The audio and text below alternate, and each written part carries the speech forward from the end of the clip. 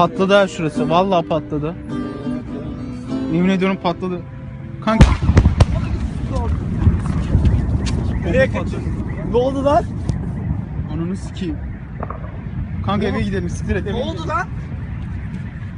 Kanka bir şey patladı ha. Amına sikeyim, orospu çocuklarıyla patlattı biliyordu ya. Şurayı patlattılar kanka. Sen neredeydin oğlum?